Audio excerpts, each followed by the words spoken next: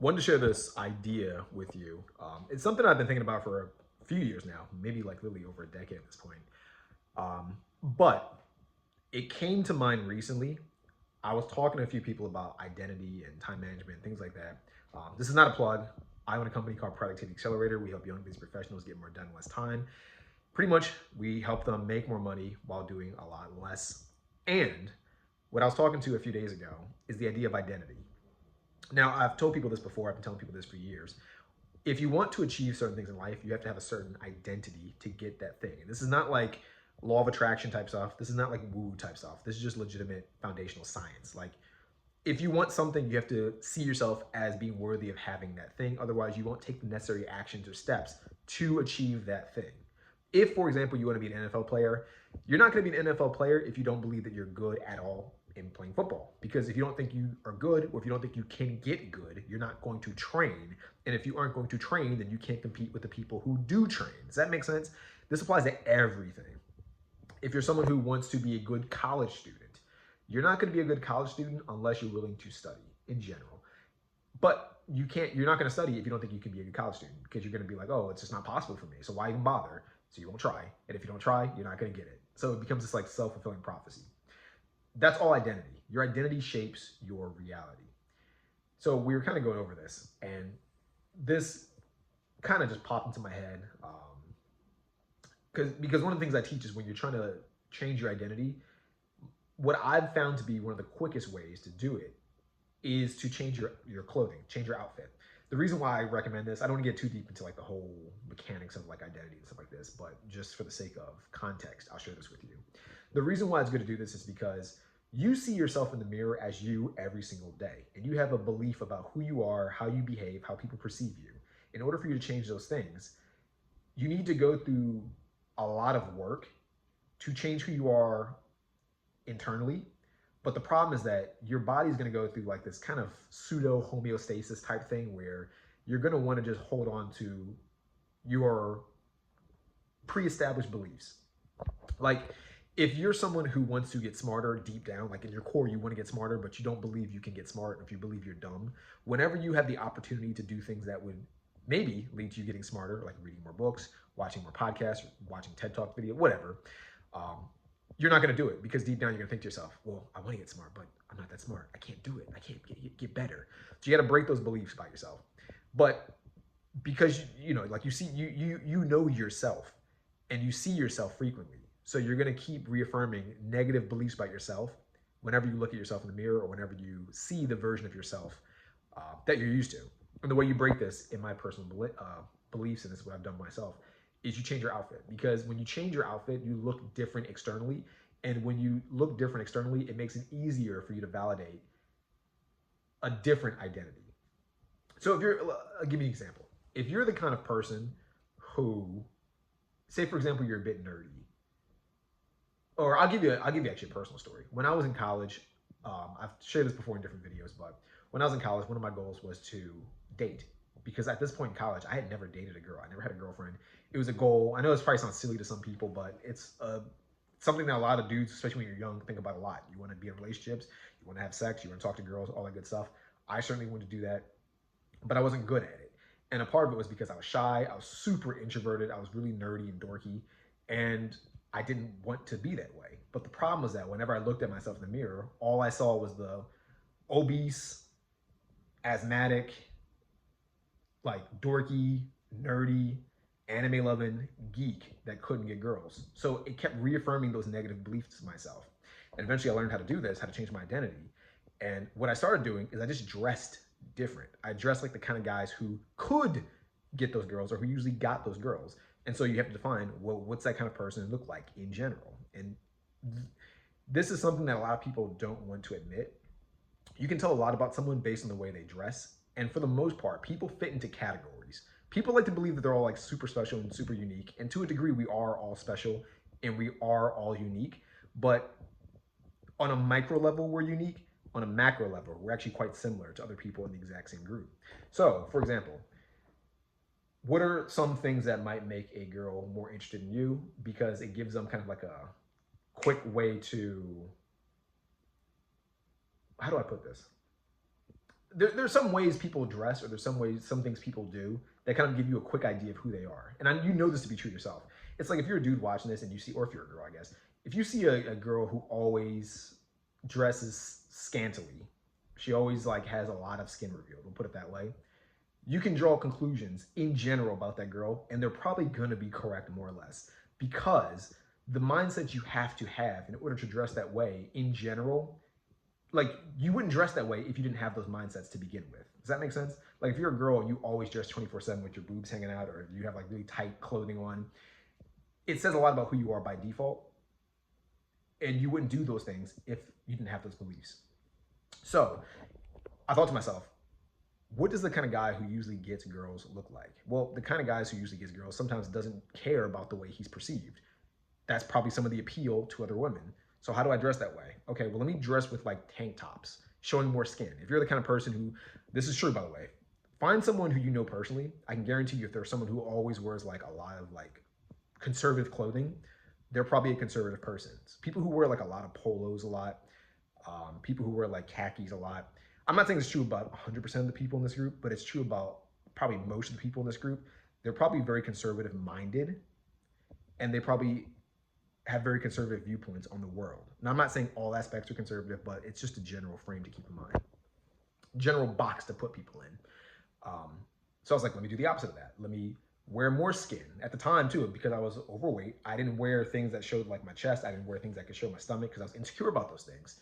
Again, you dress in a way that's appropriate to how you view yourself. If you're someone who's in great shape and you know you're in great shape, then you're probably gonna wear things that show off how you know how good in shape you are. Like you're gonna wear tank tops more because they show off your muscles. You're gonna wear stuff that shows your chest. You're gonna wear stuff that shows your abs. You're probably not gonna wear shirts at all if you were actually in great shape, or if you viewed yourself as being in great shape. I know some dudes who believe they're in like great shape, or who believe they're ripped and they're not actually ripped, but their identity believes that they're ripped, so they actually wear clothes that like are too tight, or they show off abs that they don't have, or muscles that they don't have. But you know, I'm just trying to, that's proof of this. So I wore like leather jackets, I wore like tank tops, I wore like flannels, just stuff that the kind of dudes I saw get girls more frequently would typically wear. And I remember even one time, one of my friends made fun of me because before I started doing this, I'd wear like not like this is kind of like a Henley, but I'd wear like a button-up shirt, like with a collar, like a polo almost. But I'd wear the polo up to like the very top, to the point where like it was tight around my neck. And I had a buddy, he was like, bro, you're looking like way too uptight. So he like unbuttoned like the top 3 buttons. He's like, wear that shit down. He's like, cause you look uptight by wearing stuff like that. Again, I wore it that way, not even like consciously. It's because I was a conservative dude. I was shy, I was reserved, I was like insecure, I was introverted, and my clothing reflected how I viewed myself. So I started wearing things that, even if I didn't believe it to be true, it would kind of force me to adopt the mindsets or to adopt the behaviors of someone who would believe that to be true in themselves. So I know I was kind of like super roundabout, but started wearing more clothes that made me look more extroverted. And over time, when you start to wear those things more frequently, initially you'll get pushback because it's something different. Like I said, your brain wants to kind of like commit to this homeostasis type thing. It wants to not create a bit of cognitive dissonance in yourself. So it wants to maintain the reality that's most comfortable for you, because change is uncomfortable for most humans, pretty much all humans, so it doesn't want you to do that. But you need to push against that in order to get to that identity that you want to achieve. So I did that for a while, and eventually it worked out, and I started doing things that are a little bit more extroverted. I started to see myself as more extroverted because my clothing kind of reaffirmed my belief. Like, if the kind of person who would wear this is extroverted and I'm wearing this, I must therefore be extroverted, or at least somewhat extroverted. Hopefully that makes sense. I know I ran through that quickly. But to get back to the original point of the video, I noticed that in life, a lot of people are also conditioned to think certain things or believe certain things through the clothes they're forced to wear consistently. Like the clothes you wear, you can change your identity yourself, but you can also have other people change your identity for you. And I think that's an interesting concept that I don't really talk a lot to people about, but it's just something to keep in mind. For example, when you're in school, if you were like in Catholic school, I went to a Catholic school in grade school, and when I went to high school, I went to a Jesuit school. Throughout the entire time you go to the schools, you have a uniform. Why do you have a uniform?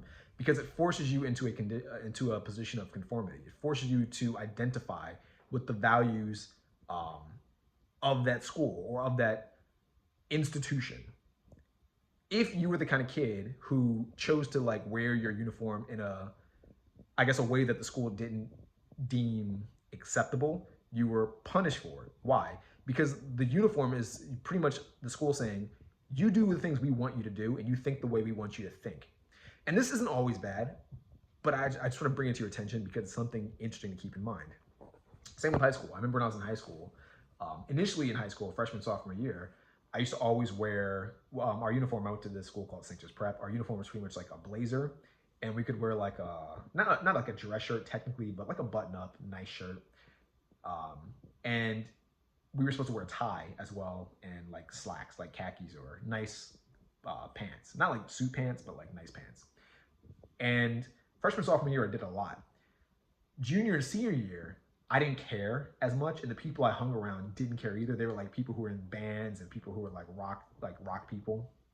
So we were kind of going through like our rebellious phase, and so we intentionally, like, I grew up my hair like super long, like I had it in braids. Of course, my hair doesn't get like long like that, but I had it in braids. I stopped wearing the blazer. I would just like untie. I would like loosen up my tie like really low so I can like technically be wearing the tie and not break the rules, but like not wearing it the way that the school wanted me to wear it. I had earrings. I had like earrings at the time. It was just like all the stuff I was trying to do intentionally to break the rules, or at least to skirt around the rules that were established. And it's one of those things where like, if you see it, you kind of understand it, but you haven't really thought that much about it. Why do people like rock stars, like punk rockers or stuff like that, why do they go out of their way to look so weird relative to society?